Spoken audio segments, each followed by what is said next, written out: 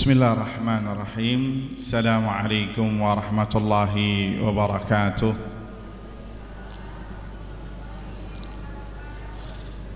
Alhamdulillahi rabbil alamin. Wabihi nasta'inu ala umuri dunya waddin. Wassalatu wassalamu ala ashrafil anbiya wal mursalin, habibina wa nabiyyina Muhammadin sallallahu alaihi wasallam wa ala alihi wa sahbihi wa sallama tasliman katsira ila yaumiddin. Amma ba'd. Allahumma la sahla illa ma ja'altahu sahla wa anta taj'alul huzna idza syi'ta sahla. Rabbi shrah li sadri wa yassir li amri wahlul 'uqdatam min lisani yafqahu qawli. Allahumma inna nas'aluka 'ilman nafi'a wa rizqan thayyiba wa 'amalan mutaqabbala. Allahumma 'allimna ma yanfa'una wanfa'na bima 'allamtana wa zidna 'ilman ya rabbal alamin. Allahumma hdina wa ahlana wa qaumana ila siratikal mustaqim. Allahumma aslih lana sya'nana kullah wa la takilna ila anfusina tarfata a'yun wa la hawla wa la quwwata illa billah. Amma ba'd. Akhwati fid din, al-akhwat wal ummahat, ibu-ibu yang semoga dirahmati Allah Subhanahu wa taala.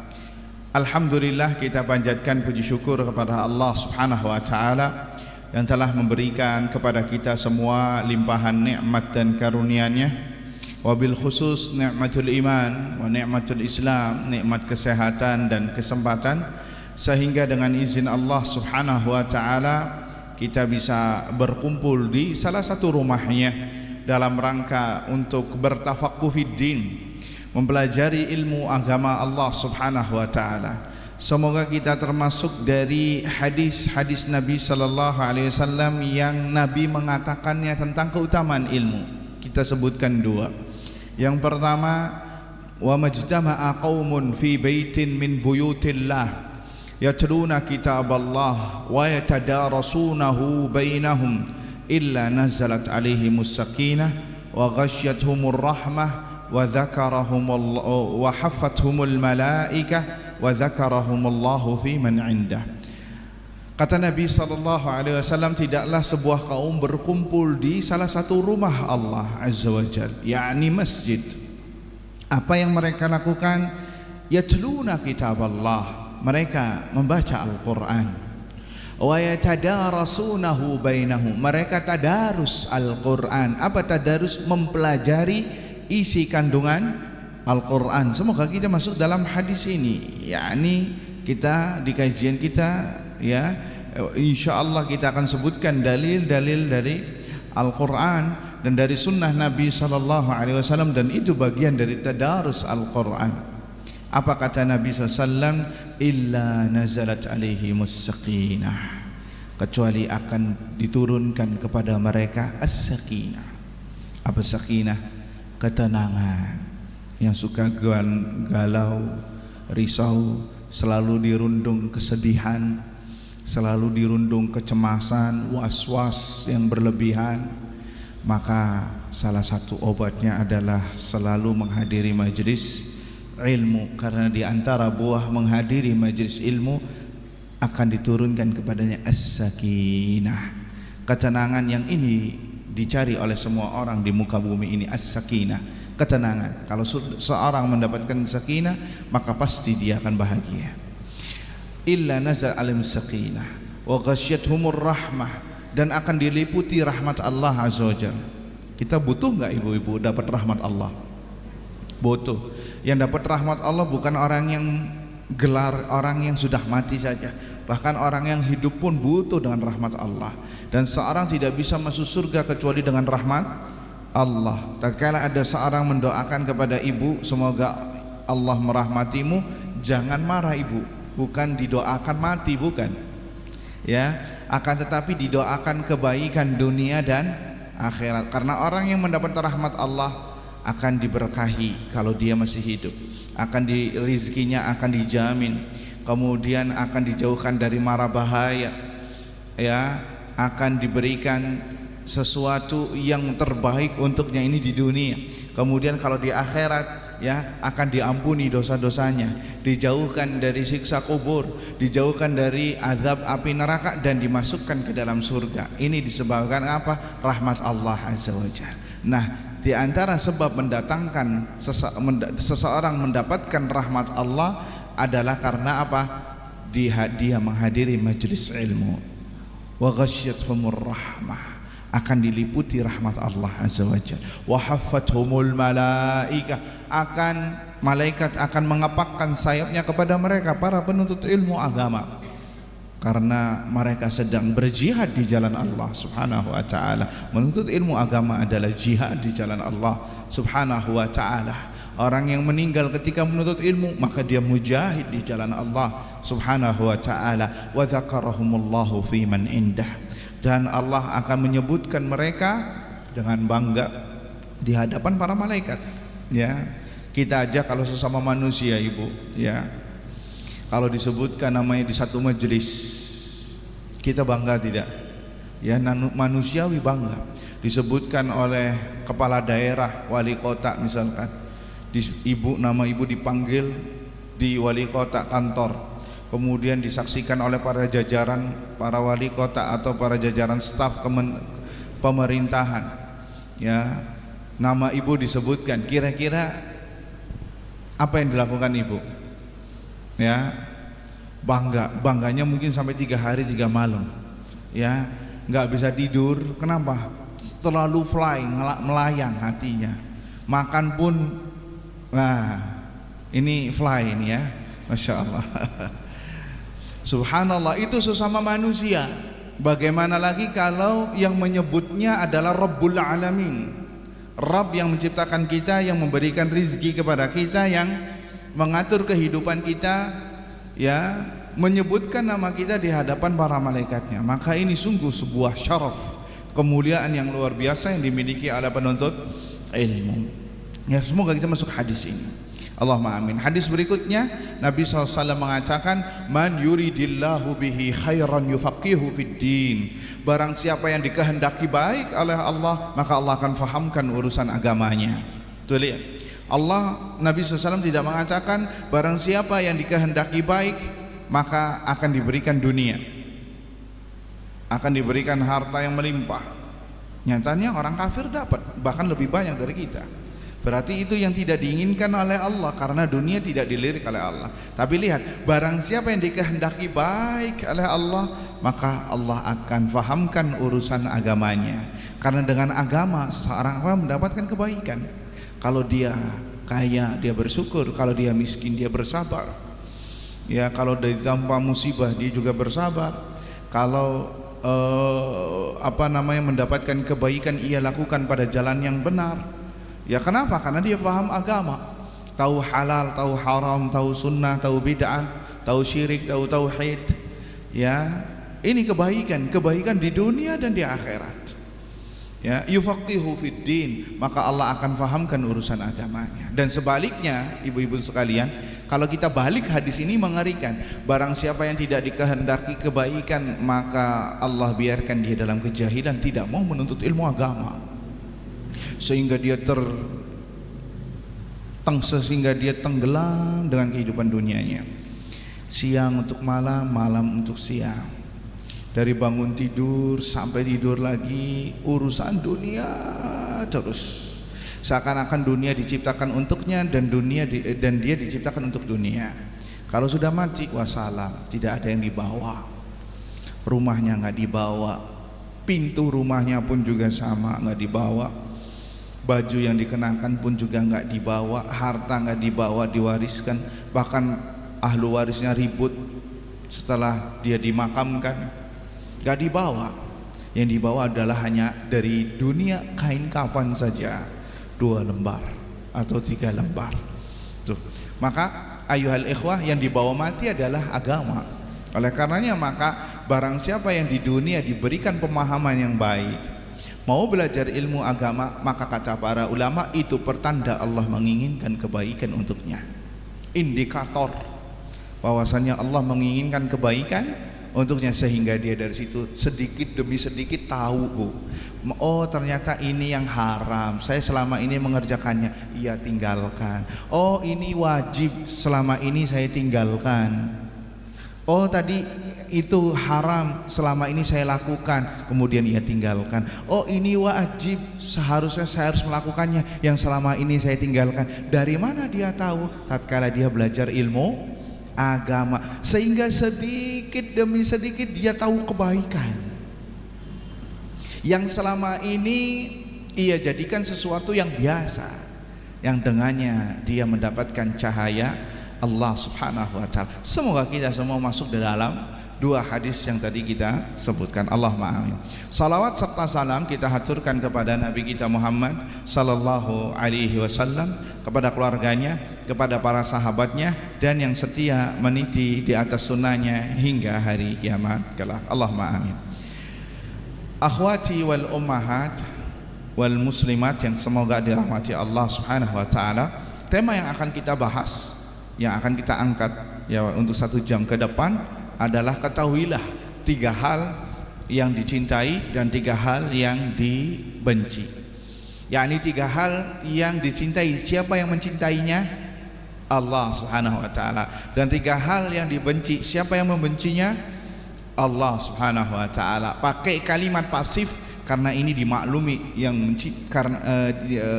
karena dimaklumi, karena yang kita sudah tahu tujuan hidup kita agar mendapatkan ridha Allah Subhanahu wa Ta'ala, agar mendapatkan cinta Allah Subhanahu wa Ta'ala dan menjauhi hal-hal yang dimurka. Karena semua dari kita pasti ingin dicintai oleh Allah Subhanahu wa Ta'ala. Semua dari kita mencintai Allah, itu pasti, iya atau tidak? Tapi pertanyaannya adalah apakah Allah cinta kepada kita ataukah tidak? Semua manusia, hatta orang kafir, kalau ditanya Allah Rabb, dengan bahasanya mereka Tuhan, mencintai saya, ya. Maka pertanyaannya, apakah Rabb kita mencintai kita? Ini yang perlu dibahas. Ikhwani fiddin, azani Allah wa iyyakum. Kami angkat tema ini dari sebuah hadis yang mulia, dari hadis Nabi sallallahu alaihi wasallam yang diriwayatkan oleh Al-Imam Muslim dalam kitab sahihnya dari jalan Abu Hurairah radhiyallahu taala anhu, semoga Allah meridainya. Ya, dari Abu Hurairah radhiyallahu anhu. Siapakah Abu Hurairah? Abu Hurairah, ibu-ibu sekalian, ya, adalah bukan nama asli. Itu namanya apa? Tahu nggak? Namanya kunya. Kunya itu diawali dengan abu atau ummu, ya. Dan itu sudah menjadi bahasa Indonesia, ya. Bapaknya Ahmad, ibunya Budi, iya apa tidak? Ya, itu kunyah. Dan boleh seseorang memberikan kunyah dan nggak harus anak. Buktinya Hurairah. Hurairah ini kucing, ya, karena dia suka bermain kucing. Dari sini kita bisa tahu, ibu-ibu sekalian, yang suka bermain kucing atau memelihara kucing itu bukan Rasul sallallahu alaihi wasallam. Kan banyak tuh statement dari para netizen, kucing adalah hewan yang paling dicintai Rasul SAW. Benar apa tidak? Hewan peliharaan Rasul SAW. Apakah iya? Jawabannya tidak. Hati-hati, ini bisa berdusta di atas Nabi SAW. Karena ada statementnya saya yang viral di media sosial, digoreng sama netizen gara-gara ngomong masalah ini. Masalah kucing bukan peliharaan Nabi SAW, kucing bukan, memelihara kucing bukan sunnah. Artinya bukan sunnah di sini, Nabi tidak memelihara kucing. Tapi kalau yang mau memelihara kucing silahkan, ya, dengan memberikan hak-haknya. Tapi kalau dikatakan itu sunnah, ini yang memelihara atau hewan yang paling disukai oleh Nabi SAW adalah kucing, itu salah. Karena ada sahabat yang dinamakan bapaknya kucing, bahasanya ya, yang suka bermain kucing. Siapa? Abu Hurairah. Makanya yang melakobinya, yang menjuluki dengan Abu Hurairah Rasulullah. Karena waktu itu ketika dipanggil beliau sedang bercanda dengan kucing, sehingga dinamakan Abu Hurairah. Hurairah artinya kucing. Bisa dipahami? Ya, itu yang dimaksudkan. Jadi bukan Nabi SAW. Hati-hati, jangan sampai kita berdusta atas nama Nabi SAW. Karena berdusta atas nama Nabi itu tidak sama dengan berdusta atas nama selain Nabi. Yang berdusta atas nama Nabi terancam masuk neraka. Ya, man kadzaba alayya muta'ammidan falyatabawwa maq'adahu minan nar. Barang siapa yang berdusta atas namaku, maka dia mengambil tiket tempat duduknya di neraka jahanam wal iyadzubillah. Taib ikhwani fiddin azanillah wa iyyakum. Ya, kata Abu Hurairah meriwayatkan qala Rasulullah sallallahu alaihi wasallam, Nabi kita sallallahu alaihi wasallam bersabda, innallaha yarda lakum thalatha. Sesungguhnya Allah meridhoi kalian di atas 3 perkara. Wa yakrahu lakum thalatha, dan Allah membenci kalian di atas 3 perkara pula. Di atas 3 perkara pula. Kemudian Nabi memperinci. Dan ini metodenya Nabi ibu, bisa ibu praktekkan ketika tarbiyah, ketika mendidik anak. Kasih dulu statement global, baru kasih statement rincian, agar si anak itu bisa mengambil semuanya. Sesungguhnya Allah ridho kepada kalian 3 perkara dan benci kepada kalian 3 perkara. Akhirnya para sahabat yang mendengar statement ini jadi kepo. Oh, 3. Ya. Setelah itu baru Nabi memperinci. Ini penting, tarbiyah, metode Nabi sallallahu alaihi wasallam. Ya, kata Nabi SAW, fayarda lakum an ta'buduhu wa la tusyriku bihi syai'a. Hendaknya engkau beribadah kepadanya. Ya, beribadah kepada Allah Subhanahu wa taala, hanya mengibadahi Allah Subhanahu wa taala, wala tusyriku bihi syai'an, dan yang kedua jangan berbuat syirik kepadanya. Jangan berbuat syirik kepadanya sedikit pun. Wa an ta'tasimu bihablillahi jami'an wa la tafarraqu, dan hendaknya kalian berpegang teguh dengan tali Allah Subhanahu wa taala, wa la tafarraqu, jangan bercerai-berai. Ada 3 di sini. Yang pertama, mentauhidkan Allah Azza wa Jalla, hanya beribadah kepadanya. Kemudian yang kedua, tidak berbuat syirik kepadanya. Kemudian yang ketiga, berpegang teguh dengan tali Allah dan tidak bercerai-berai. Ini 3 poin yang apabila dilakukan seorang hamba akan mendatangkan kecintaan Allah Subhanahu wa taala. Kemudian Nabi melanjutkan, hadirin wal hadirat yang semoga dirahmati Allah Subhanahu wa taala, wa yakrahu lakum, dan Allah membenci kalian dalam hal 3. Yang pertama, qila wa qal. Apa qila wa qal? Menyebarkan berita yang belum tentu benar. Hati-hati ini, nanti ibu-ibu rawan nih bab ini. Dalam kurung banyak gosip, nanti kita sebutkan. Banyak menceritakan berita yang belum tentu benar, dan masuk juga berita yang tidak bermanfaat. Nanti kita akan sebutkan. Kemudian yang kedua, kathratus su'al, banyak bertanya, dalam kurung hal yang tidak bermanfaat. Yang ketiga adalah wa idha'atul mal, menghambur-hamburkan harta. Tentunya menghambur-hamburkan harta dalam hal yang tidak bermanfaat. Kalau dalam hal yang bermanfaat itu tidak menghambur-hamburkan harta, karena ada faedahnya, ada maslahatnya. Taib, ikhwani fiddin, azani Allah wa iyyakum. Dari hadis ini ayuhal ikhwah, kita banyak mengambil pelajaran-pelajaran yang bisa kita petik agar bisa kita aplikasikan dalam kehidupan sehari-hari. Kita bagi dua. Yang pertama, 3 hal yang dicintai dulu. Kemudian fase yang kedua, 3 hal yang dibenci. Ibu-ibu, akhwati wal ummahat al muslimat yang semoga dirahmati Allah Azza wa Jalla. Berarti semuanya ada 6 poin ibu ya. Ada 6 poin dari hadis ini. Yang pertama, poin pertama yang bisa kita petik adalah wajibnya seorang hamba mentauhidkan Allah Subhanahu wa taala dalam beribadah kepadanya. Wajib bagi seorang hamba, seorang muslim, muslimah, bahkan seluruh manusia, nanti kita sebutkan hadisnya, untuk mentauhidkan Allah Subhanahu wa taala. Ya, karena tauhid adalah pondasi agama Islam. Ya, salat adalah tiangnya.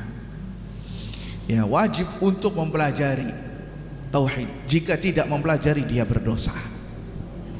Jika tidak mempelajari tauhid dari bab agama ini, maka dia berdosa. Karena apa? Karena tauhid merupakan pondasi agama Islam. Artinya bahwa tidak tegak agama seseorang kecuali dia mempelajari dan mengamalkan tauhid, mengenal tentang hak-hak Allah Subhanahu wa taala. Karena hak-hak Allah itu tersimpan tatkala seorang hamba merealisasikan tauhid kepada Allah Subhanahu wa taala, yakni hanya beribadah kepada Allah Subhanahu wa taala. Kenapa? Karena tauhid merupakan hak Allah yang paling mendasar. Sekali lagi, karena tauhid adalah hak Allah yang paling dasar yang wajib ditunaikan seorang hamba, yang wajib ditunaikan oleh seorang hamba. Sehingga apabila seorang tidak menunaikan hak ini, atau masyarakat tidak menunaikan hak ini, maka dia terancam terkena azab di dunia sebelum di akhirat. Apabila seorang hamba tidak menunaikan hak Allah ini, yang dimana kita diciptakan di dunia ini untuk merealisasikan ini, wa ma khalaqtu al jinna wal insa illa liya'budun, dan tidaklah diciptakan jin, aku ciptakan jin dan manusia kecuali untuk beribadah kepadaku. Kata para ulama, yakni dalam rangka untuk mentauhidkanku. Sehingga ketika seseorang tidak mentauhidkan Allah ketika hidup di dunia, maka abadan dia tidak bakal bisa mendapatkan kebahagiaan. Abadan, gak bakal sakinah, gak bakal tenang. Kenapa? Karena ini hak Allah Subhanahu wa taala yang paling besar, yang wajib ditunaikan oleh Allah Subhanahu, oleh manusia. Ya, oleh para manusia. Apa dalilnya bahwasanya tauhid merupakan hak Allah yang paling besar? Antum bisa simak sebuah hadis yang diriwayatkan oleh Bukhari dan Muslim, yang mana Nabi SAW mengajari sahabatnya yang mulia, yaitu Mu'adz ibn Jabal radhiyallahu ta'ala anhu. Kata Nabi SAW, ya Mu'adz, atadri ma haqqullahi 'alal 'ibad? Wahai Mu'adz, apakah engkau tahu apa hak Allah atas para hambanya? Tuh lihat, di sini kita ambil lagi, ada metode tarbiyah ibu-ibu sekalian. Apa metode tarbiyah dari Nabi SAW? Nabi ini pentarbiyah, ya. Jadi Islam sudah ngajarin parenting tarbiyah sebelum munculnya ilmu-ilmu parenting zaman sekarang. Iya atau tidak? Ya. Apa metodenya di sini? Tadi metode yang pertama global dulu, kemudian memerinci dengan menyebutkan angka. Angka itu bikin orang nyantol hafalannya. Nah sekarang metodenya pakai apa? Pakai kalimat tanya. Kalimat tanya ibu-ibu itu bikin lebih kepo ketimbang yang tadi. Makanya ibu bisa lihat guru-guru TK yang ngajar anak-anak itu rata-rata mereka ketika ngajarin pakai kalimat tanya. Kenapa? Anak-anak itu keponya 50 kali lipat daripada orang dewasa. Sehingga begitu dikasih tanda tanya atau kalimat tanya langsung diam, apa itu? Apa itu? Dan ternyata dipraktekkan oleh Nabi kita sallallahu alaihi wasallam. Bahkan jauh sebelumnya Allah pun menggunakan metode ini di banyak Al-Qur'an. Mau buktinya? Banyak. Ketika Allah ingin menyebutkan sesuatu yang besar, Allah pakai tanda tanya, kalimat tanya. Contohnya tentang hari kiamat.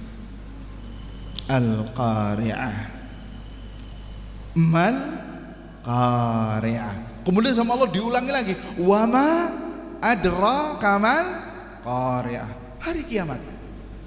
Kemudian kalau Allah hapus dua ayat ini, hari kiamat adalah seperti ini, kurang kena. Kenapa? Enggak ada rasa keponya. Tapi ketika Allah menyebutkan wa ma adraka mal Qari'ah, apa yang kalian tahu tentang hari kiamat? Kemudian diulangi lagi sama Nabi, sama Allah Azza wa Jalla, wa ma adraka mal Qari'ah, mal Qari'ah, wa ma adraka mal. Apa sih yang kalian tahu tentang hari kiamat? Ketika orang Arab mendengar hari kiamat, kemudian kasih tanda tanya, wah ada apa ini? Maka Allah sebutkan tentang hari kiamat, yauma yakunun nasu kal farashil mabthus, pada hari di mana manusia itu bagaikan anang-anang yang bertebangan. Wa takunul jibalu kal'ihnil manfus, jibal, gunung-gunung yang besar seperti debu yang bertebangan di hari kiamat. Tuh. Contoh berikutnya, ketika Allah ingin menyebutkan Lailatul Qadar, inna anzalnahu fi lailatil, kemudian apa kata Allah? Wa ma adraka ma Lailatul Qadri, apa sih yang kalian tahu tentang Lailatul Qadar? Baru Allah nyebutkan Lailatul Qadri khairun min alfi syahr, malam Lailatul Qadar itu lebih baik daripada 1000 bulan. Tuh lihat ya, ini kalimat tanda tanya ini, kalimat tanya ini sangat baik sekali untuk kita lakukan ketika mentarbiyah anak-anak kita. Maka kata Mu'adz ibn Jabal radhiyallahu ta'ala anhu mengatakan, Allahu wa rasuluhu a'lam, Allah dan Rasulnya yang lebih tahu. Ini bagian dari bentuk adab ya seorang murid kepada gurunya, ya mengatakan saya tidak tahu, agar ya guru itu agar apa namanya sebagai adab, ya sebagai adab. Dan tentunya Mu'adz memang tidak tahu apa hak Allah Subhanahu wa ta'ala kepada manusia. Taib, ikhwani akhwati fid din azani Allah wa iyyakum. Sekarang ada pernyataan Allah dan Rasulnya yang lebih tahu. Ini Mu'adz katakan kepada Nabi SAW di hadapan Nabi, dan Nabinya masih hidup. Nah sekarang Nabi sudah meninggal, boleh nggak mengatakan zaman sekarang Allah dan Rasulnya yang lebih tahu, atau cukup mencukupkan diri mengatakan Allahu a'lam saja, Allah yang lebih tahu saja? Ya, boleh nggak ibu-ibu? Bolehkah, pertanyaannya, kita mengatakan Allah dan Rasulnya yang lebih tahu setelah Nabi meninggal? Atau nggak boleh, hanya mengatakan Allah dan Allah saja yang tahu? Mana yang benar ibu-ibu? Allah dan Rasulnya yang lebih tahu, seperti itu. Ada yang mengatakan Allah saja yang tahu, Ada. Oh, ini berarti khilaf dari ibu-ibu nih. Hah? Setelah wafat, nah ulangi pertanyaannya. Nih, ini metode nih ibu. Metode tidak? Saya lemparkan pertanyaan yang tadinya agak melongo-pelongo, langsung loh. Apa ini? Nih, kita praktekkan kan, akhirnya ramai, Masya Allah. Pertanyaannya, bolehkah zaman sekarang, Nabi sudah meninggal 14 abad yang lalu, sepakat? Mengatakan Allah dan Rasulnya yang lebih tahu. Boleh apa tidak? Hah? Tidak. Sepakat semuanya? Sepakat. Kenapa ibu? Karena Nabi sudah wafat. Masya Allah, Masya Allah. Barakallahu fikum. Ya, ini ijma' ulama berarti ya. Taib. Jawabannya, ibu-ibu yang dirahmati Allah SWT, ini faedah ya. Jawabannya perlu diperinci. Jawabannya perlu diperinci ya. Kalau yang ditanya masalah agama, tentang halal dan haram, tentang hukum-hukum agama, maka boleh kita katakan Allah dan Rasulnya yang lebih tahu. Kenapa? Karena tidak ada yang memahami agama Islam dari awal sampai sekarang kecuali Nabi SAW dari kalangan manusia. Yang paling kenal, yang paling tahu tentang agama Islam siapa? Rasulullah SAW. Ada enggak dari satu manusia ulama yang lebih dari Rasulullah SAW? Enggak ada. Maka boleh ketika ibu ditanya misalkan ini halal atau haram, ini sunnah atau bid'ah, kemudian ibu enggak tahu ilmunya, maka boleh dinisbatkan kepada Allah dan Rasulnya. Allah dan Rasulnya yang lebih tahu. Faham? Ini poin pertama.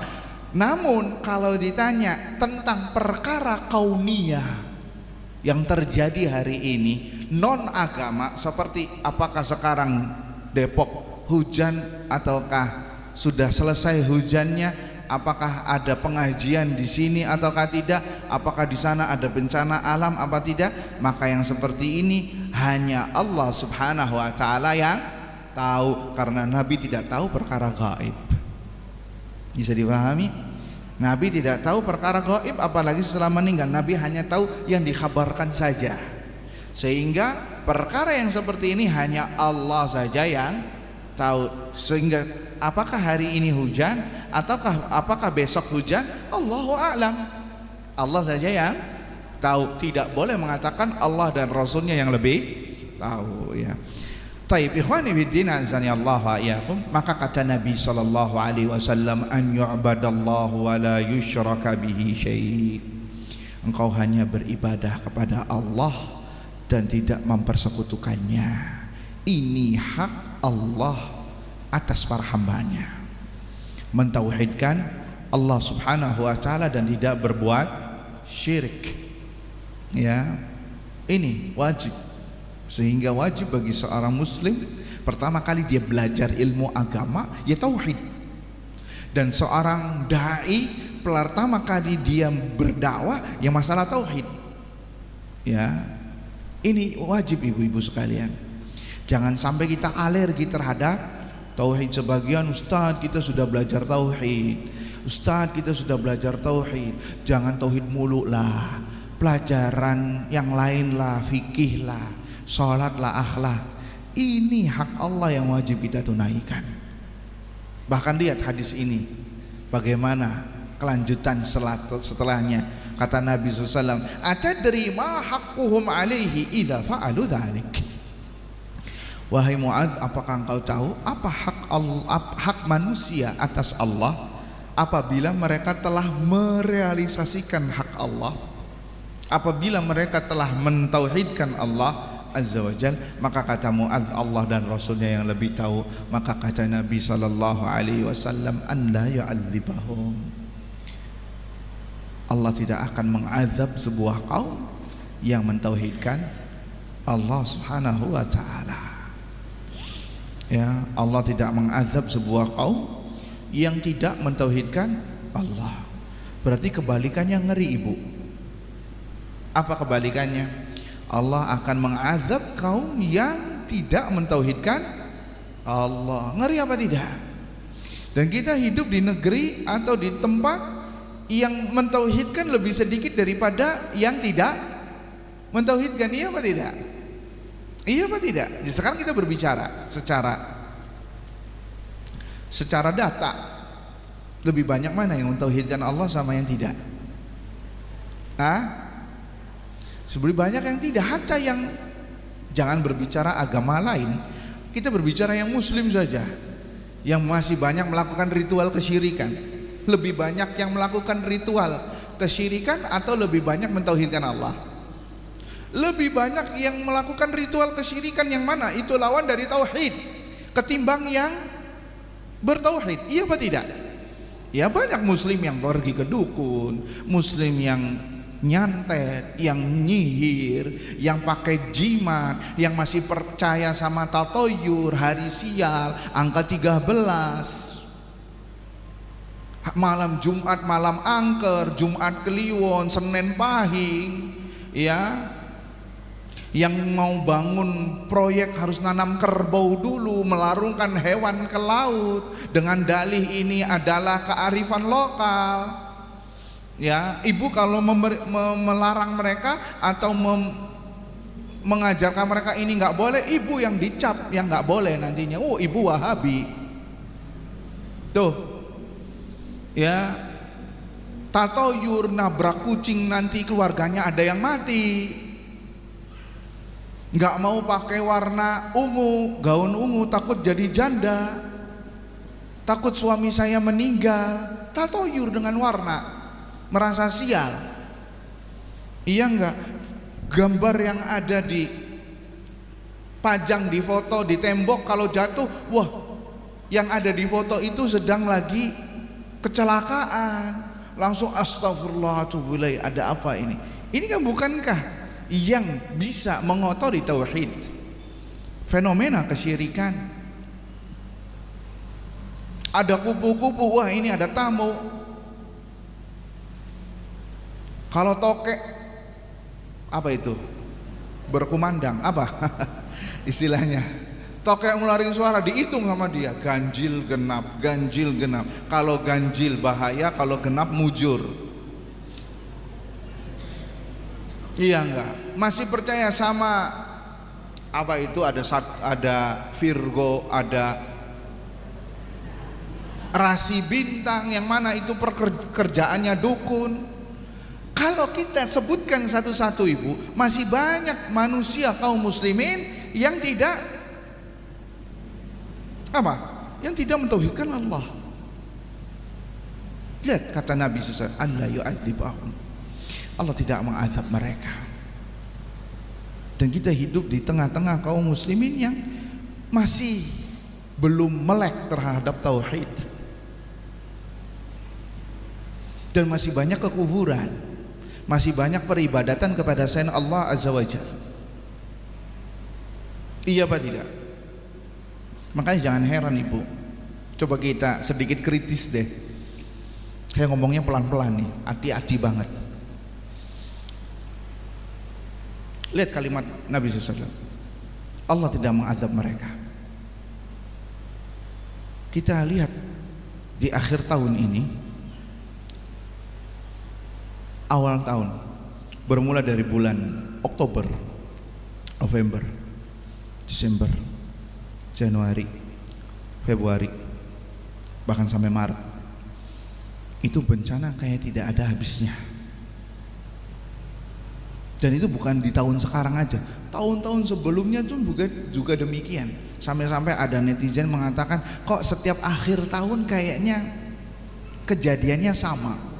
Gunung meletus di akhir tahun, banjir bandang hampir di setiap akhir tahun, hujan menenggelamkan daerah-daerah hampir akhir tahun. Iya apa tidak? Ya, kalau kemarau nanti kekeringan, kalau hujan kebanjiran, angin puting beliung di mana-mana akhir tahun. Kenapa? Lihat kalimat Nabi, Allah yu'adzibahum, Allah tidak mengazab sebuah kaum yang mentauhidkan Allah. Lihat di akhir tahun apa fenomena yang terjadi. Maksiat banyak berkumpul di akhir tahun, iya apa tidak? Semuanya, bahkan yang namanya pergantian tahun baru itu puncaknya maksiat. Dan ada maksud yang paling besar yang membuat bencana alam itu datang melanda. Dan itu masalah tauhid. Ada yang tahu? Masalah apa ibu? Ada yang bisa nebak? Ada satu maksiat dan ini kekufuran, dan ini adalah yang kita bahas, masalah tauhid yang dengannya Allah menurunkan bencana. Apa? Tahu tidak? Atau sudah nyerah? Naam. Tatkala ada manusia yang berani dengan lantangnya, Allah memiliki anak. Ini bukankah masalah tauhid? Bukan masalah tauhid? Atau bukan? Masalah tauhid. Tatkala ada orang yang mengatakan Allah memiliki anak, ini yang membuat Allah murka. Hak Allah yang paling mendasar tergadaikan. Sehingga tatkala tidak ada manusia yang membendung masalah ini, maka Allah yang eksekusi langsung. Antum bisa simak ibu-ibu, ini bukan omongan saya, ini dari Nabi SAW. Masalah ini diambil dari benang merahnya. Disebutkan dengan jelas dalam Al-Quran surat Maryam dari ayat 88 sampai 92. Coba ibu bisa simak yang punya mushaf digital. Dari ayat 88 sampai 92 Allah mengatakan, wa qalu takhadzar rahman walada. Sungguh mereka manusia mengatakan Ar-Rahman, Allah yang memiliki rahmat yang luas, ya, mereka mengatakan manusia Allah punya anak. Laqad ji'tum syai'an idda. Sungguh kalian mengucapkan kalimat yang sangat mungkar, sangat dusta. Apa kata Allah? Nih, ini ayatnya. Takadus samawatu yatafattarna minhu wa tanshaqqul ardu wa takhirrul jibalu hadda. Hampir-hampir dengan ucapan itu langit runtuh, ya, bumi terbelah dan gunung hancur. Anda aulir rahmani walada. Tatkala ada orang yang mengatakan Allah punya anak, wa ma yanbaghi lirrahmani an yattakhidha walada, dan tidaklah pantas Ar-Rahman, Allah Azza wa Jalla, memiliki anak. Ini celaan. Ini celaan manusia kepada Allah Azza wa Jalla. Sehingga janganlah aneh kalau di akhir tahun, wabil khusus Desember, cuaca itu ekstrimnya luar biasa. Bencana alam terjadi di mana-mana. Gunung meletus hampir setiap akhir tahun. Banjir bandang di mana-mana. Tuh lihat, kenapa? Anda aulir rahmani walada. Karena mereka mengatakan Allah punya anak. Ini masalah tauhid. Dan yang menyedihkannya lagi adalah yang setiap sholatnya di surat favoritnya, surat Kulhu, yang mengatakan lam yalid walam yulad, Allah tidak beranak dan diperanakan, dengan dalih dalam tanda petik toleransi, dia mengucapkan kepada yang merayakannya Merry Christmas. Apa artinya? Selamat Allah punya anak. Ini yang lebih mengerikannya. Ada seorang muslim yang sudah meyakini Allah tidak memiliki anak, dengan dalih toleransi mengatakan selamat Allah punya anak. Gimana Allah nggak murka? Gimana Allah nggak murka? Jangan ngajarin Islam toleransi. Islam agama toleransi 14 abad yang lalu. Bukankah di Madinah ada orang-orang ahlul kitab Yahudi yang mana mereka punya perayaan masing-masing. Dan ada Nabi di situ. Apakah Nabi mengucapkan selamat kepada mereka? Apakah Nabi menjaga tempat ibadah mereka? Apakah Nabi khutbah di tempat peribadatan mereka? Tidak. Allah menurunkan satu ayat yang mana menjadikan bahwasanya agama Islam agama toleransi. Lakum dinukum, bagi kalian agama kalian, bagiku agamaku. Kalau kalian merayakannya silakan, saya nggak mau ganggu. Tapi nggak juga mengucapkan selamat. Kalau mengucapkan selamat itu bukan toleransi ibu, tapi kolaborasi. Apalagi sampai ikut sholawatan di gereja, ya dijaga dan lain sebagainya. Agama Islam agama toleransi. Antum bisa lihat di Kamus Besar Bahasa Indonesia apa makna toleransi. Toleransi adalah membiarkan umat agama lain beribadah tanpa mengganggunya. Itu toleransi. Bukan mewajibkan pegawainya pakai topi Sinterklas padahal dia muslim. Ini bukan toleransi, ini namanya pemaksaan terhadap agama. Ya, maka wajar atau jangan heran kalau di setiap akhir tahun banyak bencana melanda.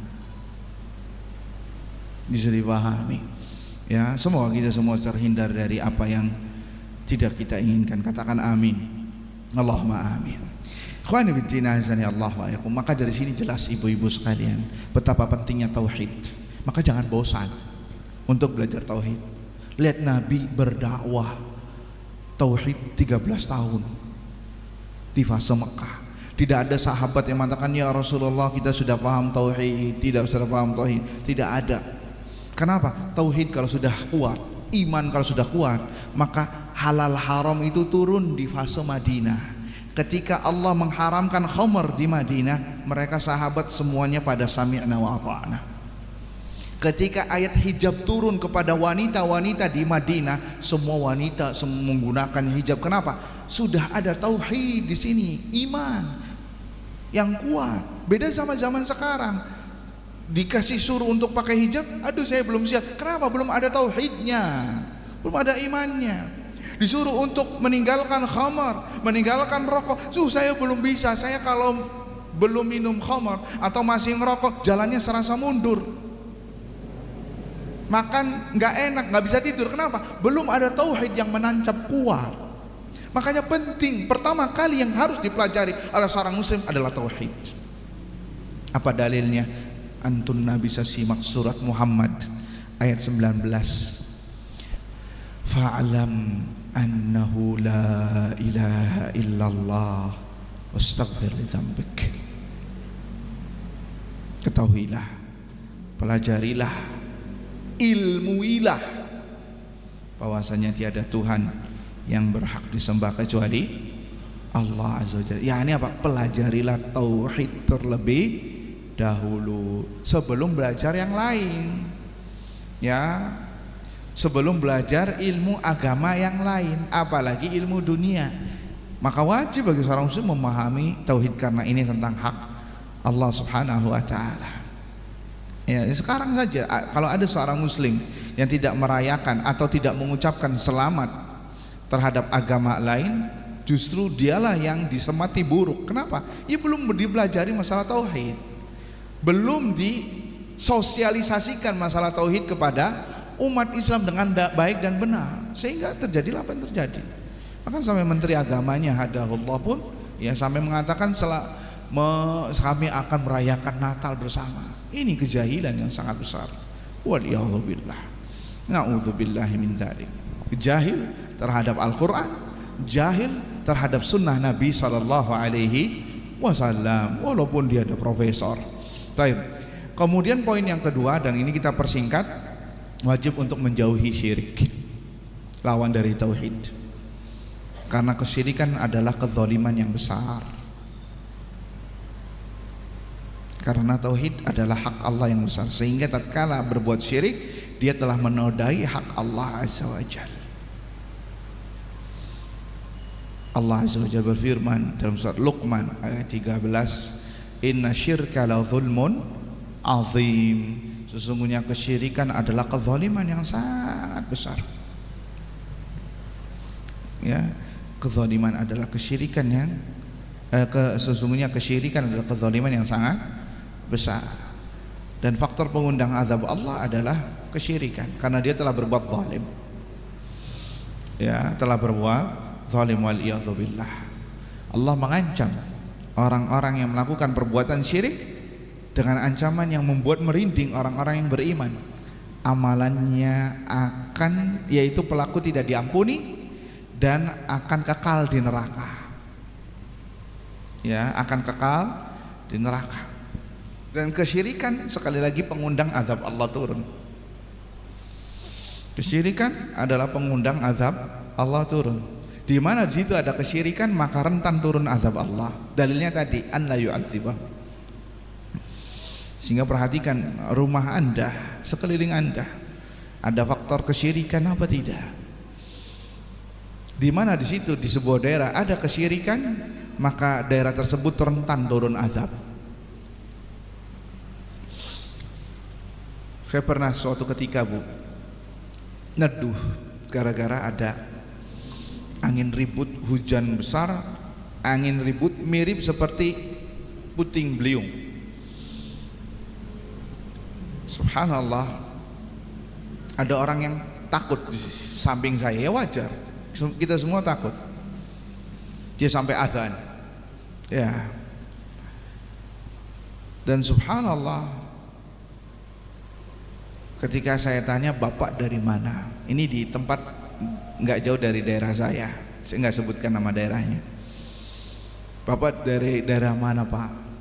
Saya dari daerah A. Daerah A ini, Pak, sudah sering yang seperti ini. Angin puting beliung itu sudah sering sekali terjadi. Subhanallah, beberapa bulan sebelumnya sempat ada angin puting beliung muter-muter daerah situ, semua rumah penduduk rata dengan tanah. Bahkan sampai ada videonya, gentengnya itu berterbangan. Dan hanya muter-muter daerah situ. Tahu, Bu, ternyata daerah yang disebutkan tadi tempat markasnya kesyirikan. Ada pemujaan terhadap batu. Ya, sampai dijadikan tempat kayak apa namanya, istilahnya itu daerah wisata. Orang-orang banyak berziarah ke situ. Dan subhanallah, ya, angin puting beliung hanya muter-muter daerah situ saja, daerah sana tidak. Tuh, menunjukkan bahwasanya kesyirikan pengundang azab Allah turun. Naam, maksiat semua pengundang azab Allah turun. Maksiat apapun yang terjadi, maksiat apabila ditinggalkan, tidak dilarang dan dilegalkan, itu pengundang azab Allah. Tapi ada pengundang azab Allah grade A-nya, syirik. Karena ini masalah hak Allah. Perzinaan pengundang azab Allah turun, perjudian pengundang azab Allah turun. Ya, semua. Tapi yang paling besar pengundang azab Allah turun adalah apa? Kesyirikan. Tapi zaman sekarang untuk tolak balanya pun juga dengan kesyirikan. Ada satu daerah habis kena tsunami, ya, besar di luar pulau. Di luar pulau, subhanallah, ada dari mereka yang terkena korban tsunami langsung ngirim satu kambing, kemudian dilarungkan ke laut. Sampai ada yang menahan, Ibu, bukankah tadi kena tsunami? Ini penyebab tsunami. Nih, ini justru ini, kata mereka dengan kuatnya, dengan yakinnya, ini penolak bala. Tuh lihat, terjadilah apa yang terjadi. Ibu ngelarang syirik, ibu yang akan dimusuhi. Berbeda sama ibu ngelarang orang minum khamr atau kemaksiatan di luar kesyirikan, mungkin mereka akan menerima karena mereka dalam kesalahan. Tapi ketika melakukan kesyirikan, ibu melarang, maka ibu yang akan dimusuhi. Kenapa? Karena ini sudah dijadikan sebagai bagian dari agama. Karena orang sudah telanjur mengatakannya sebagai agama, wal iyadzu billah. Jadi jangan sampai kita berbuat syirik kepada Allah Subhanahu wa taala. Orang yang berbuat syirik kalau mati membawa kesyirikan tidak diampuni dosanya oleh Allah. Tidak diampuni oleh Allah Subhanahu wa taala. Kemudian kekal abadi di neraka. Ya, kemudian amalannya semuanya hancur. Puasanya, salatnya, hajinya, birrul walidain. Hati-hati. Maka penting bagi kita semua ibu-ibu pelajari akidah yang benar. Jangan hanya kita membahas masalah fadilah akhlak, fadilah salat, fadilah puasa, tapi masih ada kesyirikan di tengah-tengah jamaah. Masih belum tahu. Maka mana yang lebih penting? Semuanya penting, tapi yang lebih penting adalah akidah. Benahi dulu, baru setelah itu tentang masalah furu, tentang masalah cabang-cabang dari agama. Bisa dipahami? Karena apabila seorang meninggal dunia dengan membawa dosa ini, tidak diampuni oleh Allah. Kalau selain dosa syirik, ada kemungkinan diampuni atau tidak. Tapi kalau sudah dosa syirik, Allah tidak ampuni. Innallaha la yaghfiru ayyushraka bihi wa yaghfiru ma duna dzalika liman yasha. Sesungguhnya Allah tidak mengampuni dosa syirik dan mengampuni selain syirik jika Allah kehendaki. Ada satu syubhat, dengan ini kita tutup. Ya. Ada satu syubhat. Ustaz, selagi kita tidak berbuat syirik berarti enggak apa-apa dong Ustaz. Kita berbuat dosa, misal berzina, kan yang penting kita bertauhid. Iya. Yang penting kita bertauhid. Berarti ya Allah pasti ngampunilah dosa-dosa kita. Nah, bagaimana ini cara menjawabnya? Ada yang bisa menjawab? Ada hadiah ini dari panitia. Nah, siapa yang mau jawab? Bagaimana cara menjawabnya? Tapi soalnya rada susah ini kayaknya. Ada hadiahnya loh. Ini hadiahnya ini. Ada yang bisa menjawab?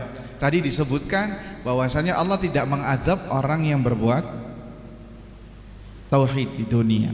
Tapi kalau orang berbuat selain syirik,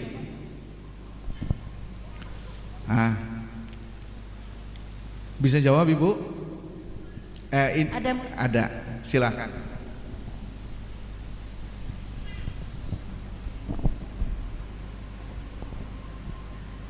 Kalau syirik itu menduakan Allah. Allah tidak pernah mau mengampuni orang yang menduakan Allah. Tapi kalau zina itu urusannya masih bisa diampunin oleh Allah kalau dia bertaubat nasuha, begitu Ustaz. Nah, sekarang dia mati, ya bawa dosa ini, bagaimana?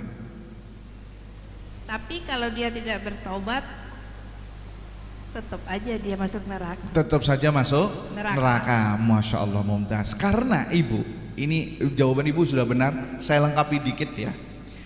Ini syubhat syaitan yang banyak, bukan yang banyak, sebagian terkena syubhat ini. Orang yang sudah ngaji, kan saya sudah bertauhid, gak apa-apa lah Ustaz minum khamr, Allah ampuni. Jawabannya, ente terlalu pede sama ampunan Allah. Mana jaminannya ente akan diampuni oleh Allah? Iya atau tidak? Lihat ayat tadi, ini surat An-Nisa ayat 58 kalau tidak salah. Innallaha la yaghfiru an yushraka bihi wa yaghfiru ma duna dzalika, antum garis bawahi, liman yasha.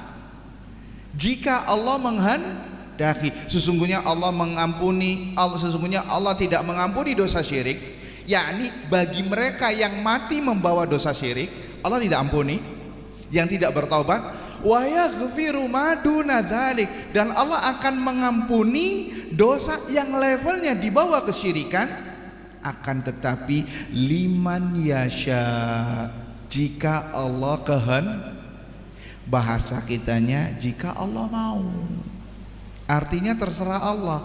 Allah bisa mengazabnya karena dia berbuat dosa, Allah bisa mengampuninya, dan itu rahmat dari Allah Azza wa Jalla. Makanya kita ketika mendoakan orang yang meninggal, atau bertakziah pakai redaksinya apa? Redaksi doa. Semoga Allah mengampuninya, semoga Allah membebaskan dia dari neraka, semoga Allah memasukkan dia ke dalam surga. Kenapa? Tidak ada jaminan. Kita nggak tahu. Bahkan kita sendiri, kita bakal diampuni sama Allah, tahu apa tidak? Tidak tahu. Oleh karenanya maka orang yang mengatakan, oh tenang Ustaz, saya kan tidak berbuat syirik, Allah ampuni, ente jahil. Anda terlalu pede terhadap, tergiur, tertipu dengan murahnya kemurahan Allah Subhanahu wa ta'ala. Karena apa? Karena ini adalah kehendak Allah dan kita nggak tahu kehendak Allah kita nanti ke depannya. Masya Allah, jawaban ibu benar. Silahkan. Barakallahu fikum. Subhanallah, ini waktunya sudah selesai tapi poinnya belum selesai nih ibu, gimana? Insya Allah nanti pada pertemuan selanjutnya kita akan bahas yang part keduanya seperti itu ya. Karena ini subhanallah kayaknya harus jadi daurah nih kayaknya. Insya Allah yang ketiga, keempat, kelima, ya kalau ada kesempatan berikutnya bisa kita lanjutkan kembali. Barakallahu fikum.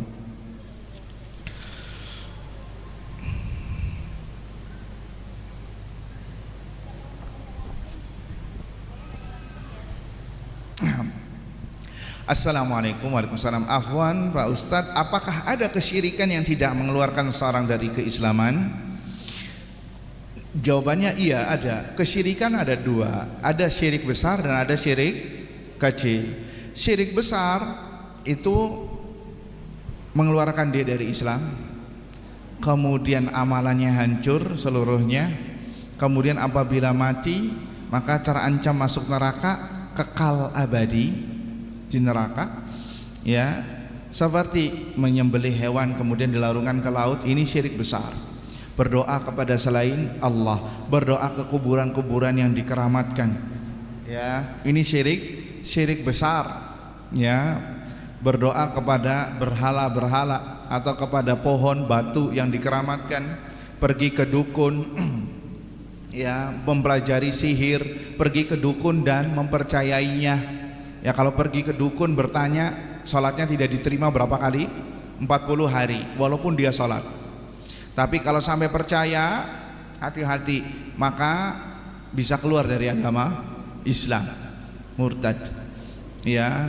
Kemudian meyakini agama orang lain selain Islam benar, maka ini murtad, waliyadzubillah, ya. Itu syirik besar.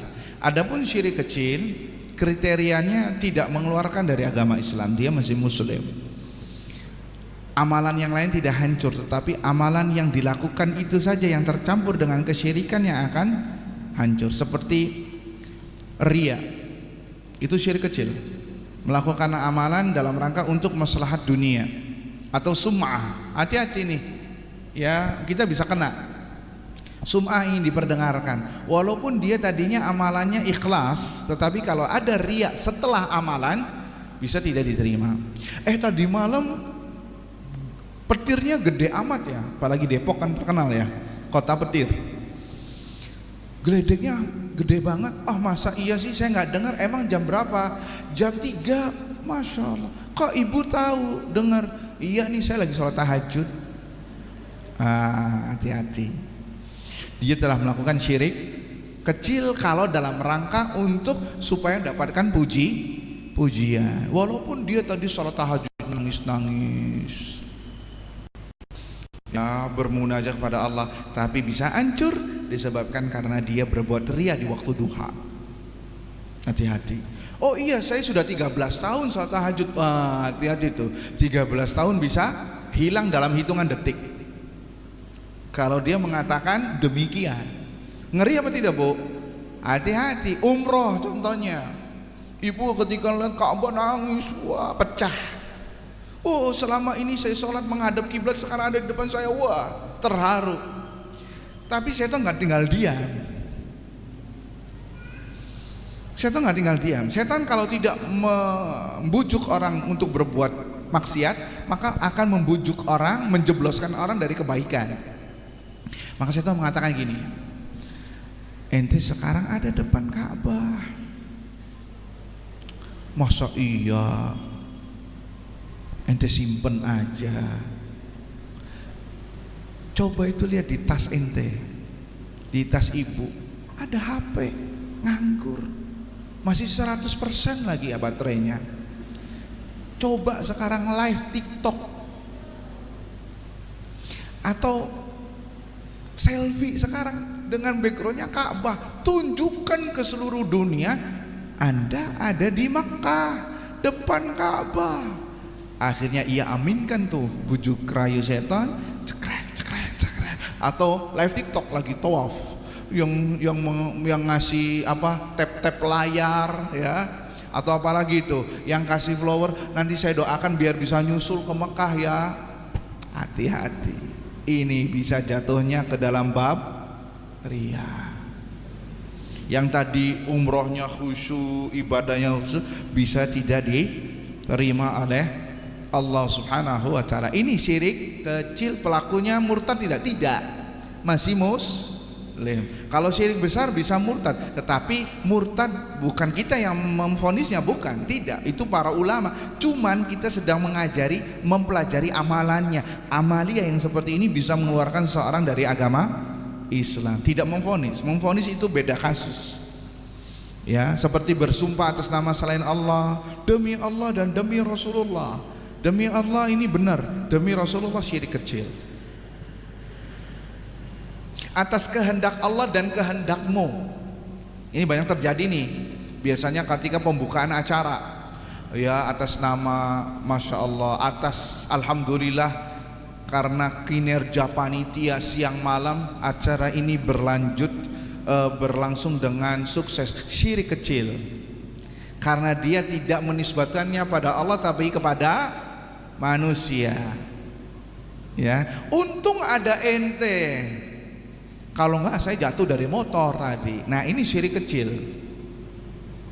Ya Allah, untung aja ada ibu minjemin duit saya, kalau enggak saya enggak bisa makan. Syirik kecil. Kenapa?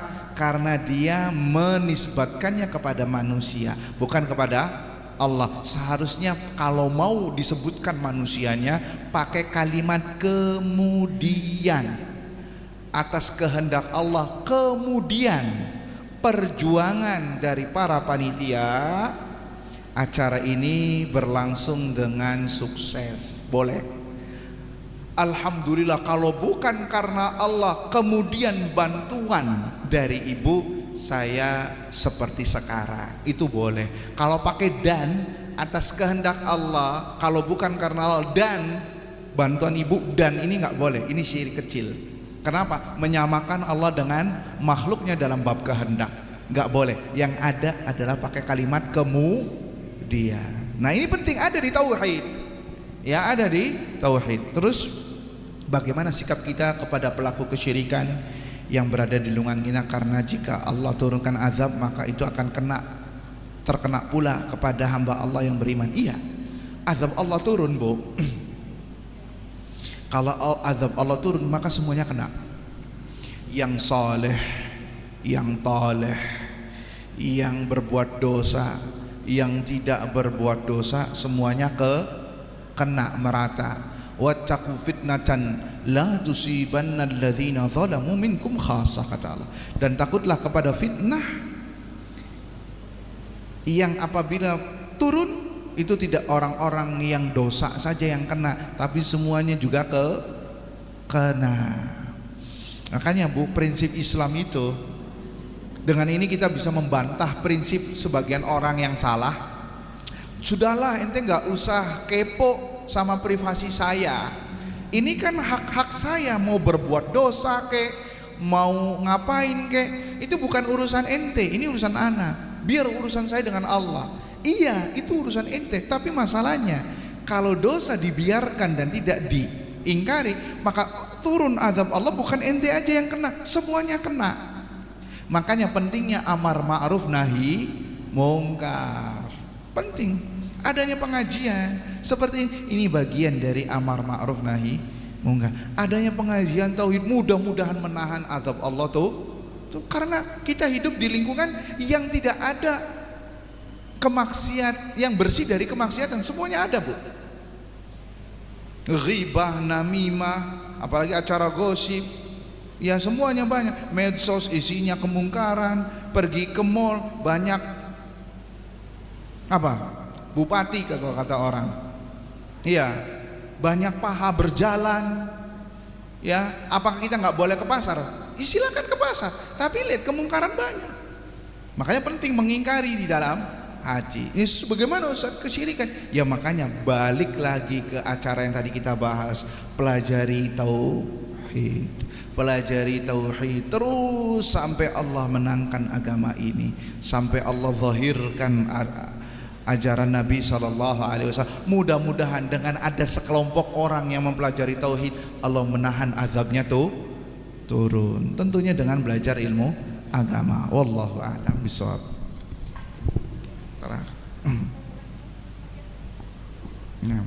Assalamualaikum warahmatullahi wabarakatuh.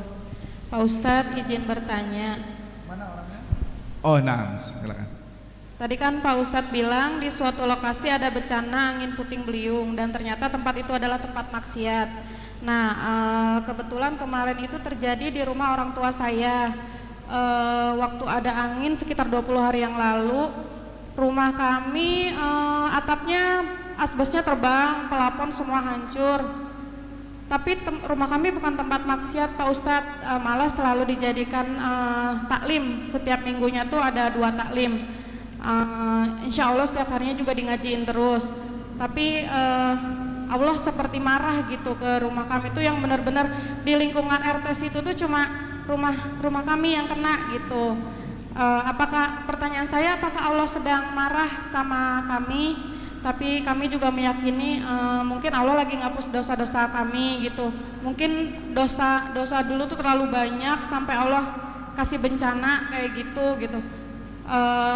Dan kemarin tuh yang biayanya tuh nggak sedikit gitu, karena memang terbangnya tuh banyak banget asbes yang terbangnya itu gitu. Sama satu lagi, bagaimana cara kita mencegah terjadinya bencana seperti yang terjadi di Aceh? Kita semua tahu itu adalah ulah dari orang yang serakah. Allah marah kepada orang tersebut, tapi rakyat semua yang kena imbasnya. Apakah setelah ini mereka akan sadar atau akan ada bencana-bencana selanjutnya? Bagaimana kita sebagai rakyat untuk mencegah bencana tersebut gitu? Makasih Pak Ustadz. Assalamualaikum warahmatullahi wabarakatuh. Waalaikumsalam warahmatullahi wabarakatuh. Jawaban soal 2 ini sebenarnya kalau dikaji ulang bisa 1 kajian lagi ibu-ibu. Masya Allah ya. Baik, saya peringkas pertanyaan yang pertama. Bismillah, sahabat Rasulullah, amma ba'd. Sikap seorang muslim ketika terjadi bencana atau apapun bencananya, yang pertama adalah berhusnudzon kepada Allah Azza wa Jalla, berbaik sangka kepada Allah Azza wa Jalla. Jangan langsung kita memvonis Allah Azza wa Jalla atau berburuk sangka kepada Allah. Seperti tadi ucapan itu sangat besar, Bu. Sepertinya Allah marah. Ini kalimat ini mohon maaf harus di backlist dari kamus kita. Apapun yang terjadi tidak boleh bersuudzon kepada Allah Azza wa Jalla. Karena dalam sebuah hadis yang sahih, hadis qudsi, Nabi SAW bersabda, Allah Azza wa Jalla berfirman, ana inda dhanni abdi bi. Kata Allah, aku sesuai prasangka hambaku terhadapku. Kalau dia berprasangka baik, pasti aku akan sesuai prasangkaan dia. Tapi kalau dia berprasangka buruk kepadaku, maka aku pun sesuai dengan prasangka dia juga. Artinya gini, kalau ibu mengatakan asbesnya ini terbang, kami terkena bencana, kayaknya Allah marah, ini sudah berburuk sangka atau berbaik sangka? Berburuk sangka. Maka yang seperti ini Allah akan sesuai dengan prasangka. Ya sudah, kalau kayak gitu saya melakukan ini, kata Allah, karena sesuai prasangka burukmu. Iya, saya azab engkau dengan sebab ini. Tapi kalau kita berhusnudzan kepada Allah, sepertinya ya terjadi puting beliung ini adalah sebagai bentuk kasih sayang Allah kepada kita semua. Karena Allah tidak menginginkan dosa itu ya terlalu bersemayam di hati agar dibersihkan, agar kita mendapatkan rahmat Allah. Karena dengan sabar ini Allah masih sayang sama kita, Allah tegur kita supaya kita kembali kepadanya, maka Allah sesuai dengan prasangkaan hamba kita. Jadi pertama kali ibu-ibu mohon maaf, jangan bersuudzon kepada Allah. Bersuudzon kepada Allah adalah dosa besar. Min kabairidz dzunub, termasuk dosa besar. Allah bisa murka. Kita aja kalau suudzon sama orang dan orangnya tahu kita suudzon sama dia, tersinggung apa tidak? Tersinggung. Walillahil matsalul a'la, dan permisalan bagi Allah sangat tinggi. Ya, kita harus berhusnudzon kepada Allah apapun ya yang Allah beri kepada kita, kenikmatan, kebaikan, ini berbaik sangka kepada Allah. Ya. Dan apabila kita mendapatkan musibah, jangan langsung berburuk sangka. Dalam surah Al-Fajr Allah mengatakan wa idza mabtalahu, gimana ayatnya? Dalam surat Al-Fajr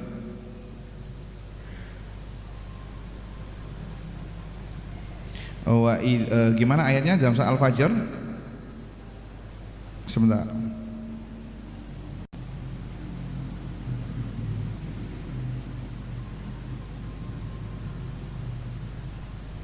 Apa ayatnya? Ada yang buka mushaf Al-Fajr? Surat Al-Fajr. Wa idza mabtalahu wa qaddara alaihi rizqahu fayaqulu rabbi ahanan. Apabila dia ditimpa sesuatu yang tidak baik dan dipersempit rezekinya, dia mengatakan Allah sedang menghinakanku. Jangan seperti itu. Ini adalah orang-orang yang seperti di zaman jahiliyah. Kalau dapatkan kekayaan, kebaikan, Allah memuliakanku. Tapi ketika dikurangi rezekinya, maka dia mengatakan Allah sedang menghinaku. Ini tidak boleh. Jadi tetap berbaik sangka. Kemudian yang kedua, kita tidak bisa menjas ibu, apakah bencana yang datang ini azab Allah atau tidak. Karena ada 3 keadaan Allah ngasih bencana kepada seorang mukmin. Kalau kepada orang kafir, iya itu azab, karena bagi orang kafir tidak ada kebaikan. Tapi bagi seorang mukmin ada 1 dari 3 hal. Yang pertama, bisa jadi itu sebagai alarm, warning dari Allah tentang kelalaiannya selama ini. Allah kasih musibah supaya dia kembali kepada Allah Subhanahu wa taala, supaya tidak jauh kepada Allah. Ya, zaharal fasadu fil barri wal bahri bima kasabat aydin nas liyudhiqa ba'dahum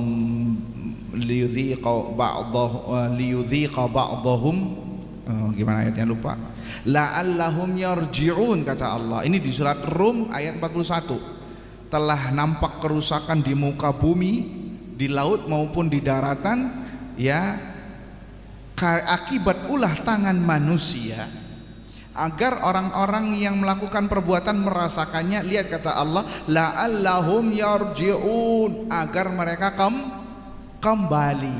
Jadi diadakannya musibah yang itu tidak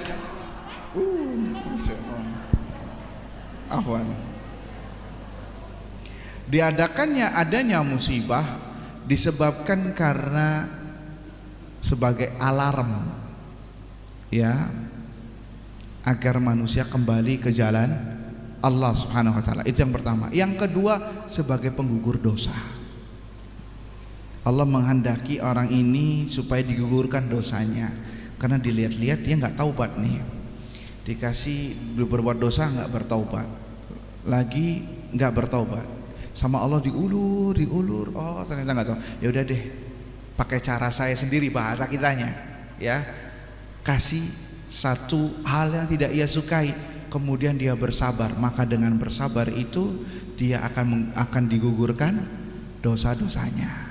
Dan itu rasa kasih sayang Allah kepada seorang hamba. Makanya ibu, kalau ibu melakukan maksiat kemudian dapat cash, kok dapatnya kayak efek dosanya itu langsung kena, maka bersyukur kepada Allah. Bersyukur di sini bukan berarti ibu minta musibah, berarti Allah masih sayang kepada kita. Oh, ini karena saya tadi gibahin orang ini, makanya kena efeknya. Makanya para ulama salaf dulu ketika bermaksiat, aku mencium aroma dosaku dari perlakuan istri dan anak.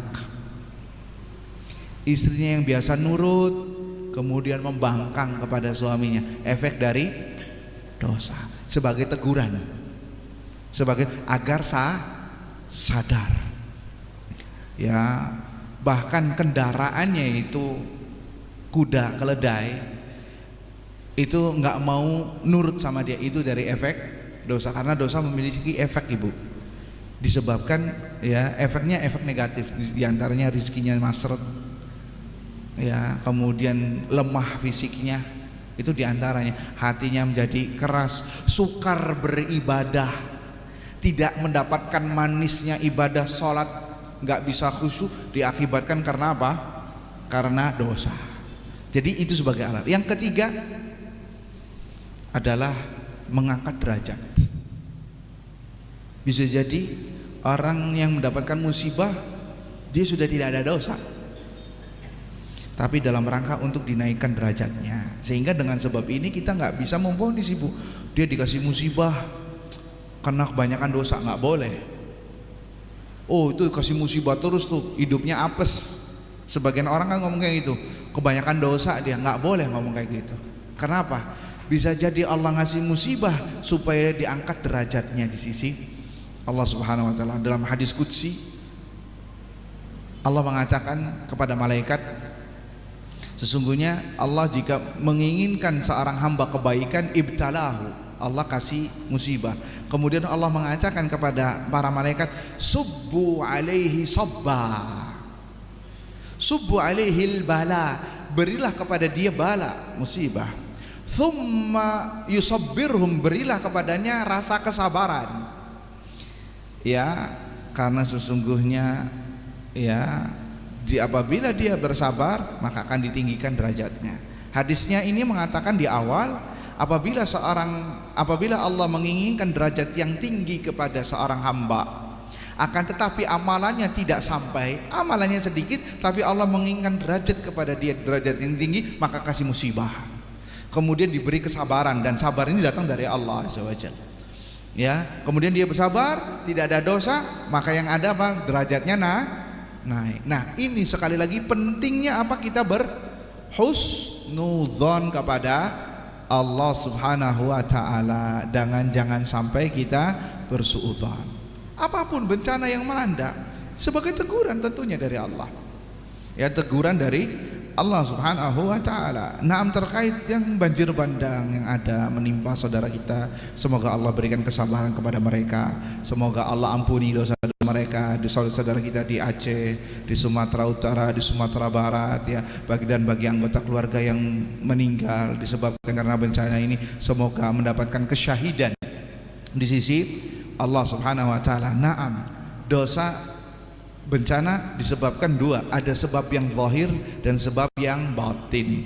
Sebab yang zahir tadi kayak penggundulan hutan, ulah manusia, perbuatan dosa juga. Ya, penggundulan hutan tanpa itu kan bagian dari pengerusakan hutan, ya, pengerusakan lingkungan, dan itu bisa bagian dari dosa apabila sampai mengakibatkan kemadaratan sebagaimana yang terjadi. Dan itu ulah manusia. Zaharal fasadu fil barri wal bahr, telah nampak kerusakan di muka bumi disebabkan ulah tangan manusia. Ulah tangan manusia kata para ulama ada dua. Ulah tangan yang sebabkan zahir seperti penggundulan hutan, contohnya buang sampah sembarangan, dan itu maksiat. Atau maksiat umumnya terjadi perzinahan, minuman keras, maksiat, kesyirikan. Maka ini faktor yang paling besar sehingga terjadilah apa yang terjadi. Ya, penggundulan hutan sebab. Tapi siapa yang menurunkan hujan gak berhenti? Siapa yang mengirimkan siklon? Sekarang lagi rame nih siklon di BMKG. Ada siklon Semnyar yang kemarin ke Sumatera, ada siklon Bakung, sekarang ada siklon apa tuh, pakai abjad semua. Siapa yang mengirimkan? Taib, gempa bumi diakibatkan karena lempeng ini bergerak dengan lempeng itu. Pertanyaannya, seorang muslim tidak hanya tertuju pada titik poin ini, tapi lebih dari itu, siapa yang menggerakkan lempeng ini untuk bergerak? Kalau bukan Allah Azza wa Jalla. Jangan sampai seperti keyakinan orang kafir. Orang kafir hanya berpedoman pada sesuatu yang zahir. Oh kan gempa bumi terjadi karena lempengan ini, udah selesai, berhenti. Tapi seorang muslim jauh lebih dalam. Siapa yang menggerakkan ini untuk bergerak? Kenapa siklon ini hujan dari hari Senin sampai hari Kamis gak berhenti, sehingga terjadilah apa yang terjadi? Kalau bukan dari Allah. Karena seorang muslim meyakini musibah, kesenangan, kebahagiaan atas kehendak Allah, karena Allah pengatur alam semesta. Maka solusinya kembali semuanya, pejabat, rakyat, agar bertakwa kepada Allah Subhanahu wa ta'ala, kembali kepada ajaran agama Islam, bertaubat kepada Allah Subhanahu wa ta'ala. Wallahu a'lam bishawab.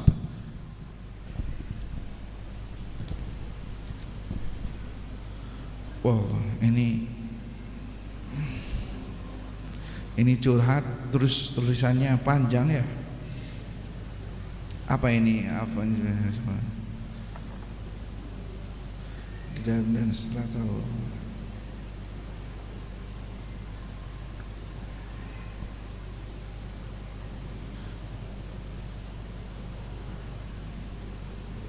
nah masalah riba, dia sudah terlanjur riba, dan ini kita tutup ya. Riba dia nggak tahu, kemudian setelah belajar akidah agama jadi tahu. Terus gimana dengan hutang ribanya? Yang pertama, dia bertobat kepada Allah Azza wa Jalla. Kemudian yang kedua, segera selesaikan utang ribanya secepat mungkin ya, selesaikan, karena nggak bisa kita berhenti dari motong langsung, iya apa tidak? Segera selesaikan, kemudian bertobat kepada Allah Azza wa Jalla dan berazam untuk tidak mengulanginya kembali. Seperti itu. Wallahu ta'ala alam bisawab. Mohon maaf atas kepanjangan waktu, semoga berfaedah. Insyaallah nanti pada kesempatan berikutnya, jika ada kesempatan, kita lanjutkan beberapa poin yang tadi telah kita canangkan. Semoga bermanfaat untuk kita semua dan bisa menjadi ilmu yang bermanfaat, dan semoga kita semua termasuk orang-orang yang berbahagia, yang selamat, berhasil di dunia dan di akhirat, dan bisa berkumpul di surga Allah Subhanahu wa ta'ala. Allahumma amin ya rabbal alamin. Kita tutup dengan doa kafaratul majlis. Subhanakallahumma wa bihamdika asyhadu an la ilaha illa anta astaghfiruka wa atubu ilaik. Assalamualaikum warahmatullahi wabarakatuh.